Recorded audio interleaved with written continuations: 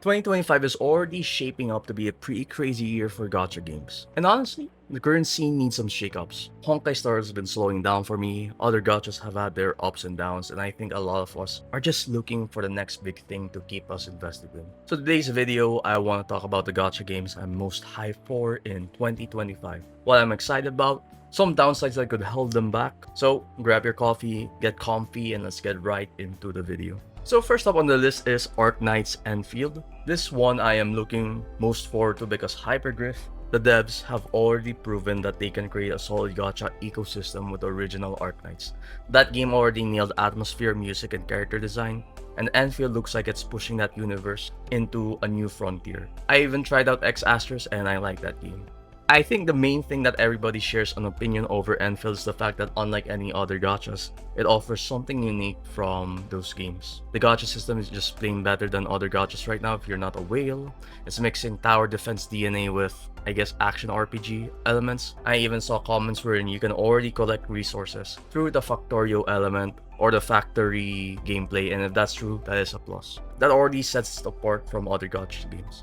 I know that I made my video on Enfield Dodge and all that debate about it, but I remain to be optimistic about Enfield and know that Hypergriff will deliver a game that is hopefully worthy of being called Arknights. And if they do that well, they deliver it well, just as how we have Hoyo Shields and Korobots, I'll become the #1 Hyper Glazer or Hyper Grifter. Now on the next game we have Chaos Zero Nightmare. From the previews, from the dev teasers, from the vibe it's giving, this game feels different. It's not afraid to take risks. It's leaning into a darker aesthetic.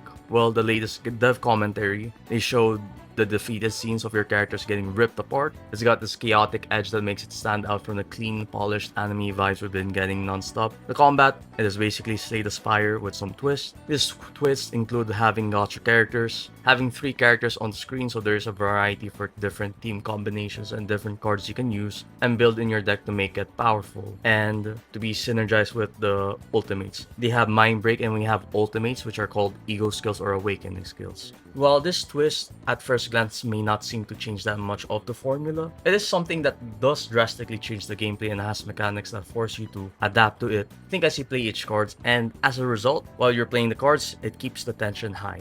Now, I'm not gonna overglaze this. I know the gacha cycle. Hype trailers, cool teasers, and then bam. It launches and after the honeymoon phase, you realize you're just playing another stamina-driven, RNG-heavy grindfest. CZN still fall into that trap? It could be. For all I know, it could be another card gacha slop underneath the edgy aesthetic. We've seen this happen before. Big vibes, weak gameplay look, that's the risk. Also, there are other concerns that the game has. Since it's from Smilegate, PvP may become a thing, and I know that for some people, PvP is a major turnoff. And if they do add it, I hope it's more on the leaderboard side of things instead of fighting against other players. Another possible issue is that I don't have an issue with, but others do, is that there could be a lack of male characters. There's no equal character diversity because so far there's only like a few or 5 of them male characters compared to a lot of the female cast shown. So there's that could be a potential downside, and yet I already know that yes, male characters do tend to sell less compared to female characters, but I think it's great having more male characters for diversity. Regardless of that, I'd rather a game swing for the fences and miss than play it safe and bore me.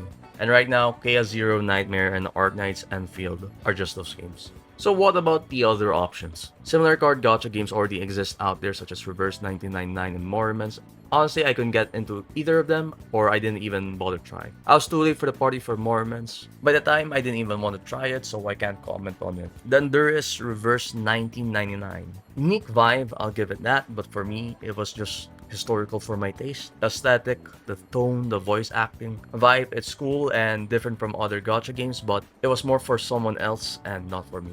I respect what it's doing, but it never clicked with me personally. So yeah, I didn't stick with it either. These are the 2 gachas I'm most interested in for action games, which I can replace ZZZ with. Azure Promilia first. It's a game from the Azure Lane devs. It's basically Genshin but more Gunner. More combat variety with the different companions or pets you can have in battle. Just better in many fronts including exploration as we've seen from the latest gameplay showcase wherein you can ride your Pokemon or companions. Now the reason why I'm not invested isn't because it's a Gunner game. I've already heard discussions especially from Western CCs that they wish for more male characters. And I'm just gonna be real. If they are going to release a male character, they're gonna release release it one per year. As a Gunner game, you've already also seen the little children characters and it's all female characters, so automatically a lot of us Western CCs will instantly get filtered from this game. I must just tell you up front that this game will not hold in that department. Now, it being for Gunners isn't really the reason why I'm not as hyped, it's more so it's an open world game. I'm sorry, but I just prefer going outside, touching grass, hang out, go to the gym over a pretty world that turns out to be lifeless and bland, filled with repetitive activities, or even worse, they put gacha currency through exploration. Not my cup of tea, and besides, it's also an action game and we have a lot of more of those with gachas and non-gacha games. Do It Night Abyss, I'm interested since this does incorporate gunplay. It's Warframe but gacha-like. Now, just looking at the combat, I can assure you all that as someone who's played Warframe before for like 1 year, the game will get monotonous over time even with different events. It's just hard to explain it, but I'll just tell you that it is what it is even without me playing the game.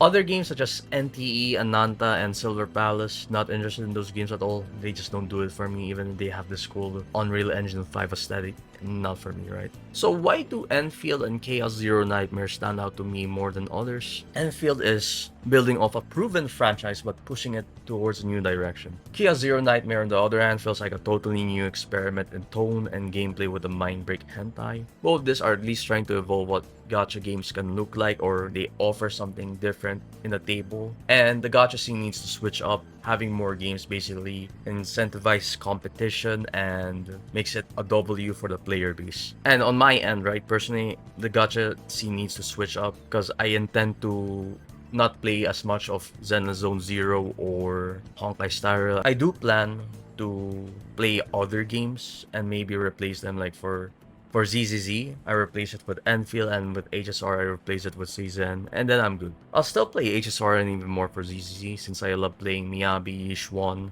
and my E2 final, don't get me wrong, but I won't play as much anymore. So yeah, those are the gacha games I'm hyped for in 2025. Arknights Whenfield looks like it could be the polished long-term investment game, while Chaos Zero Nightmare feels like the wild card, and me personally, I love card games. What do you guys think though? Are you also looking forward to this, or are there other gachas in 2025 that have your hype instead? Let me know down in the comments below, because honestly, the next year could either be the most exciting time for gacha, or just more of the same shit with shinier graphics. That's it for me and for this video.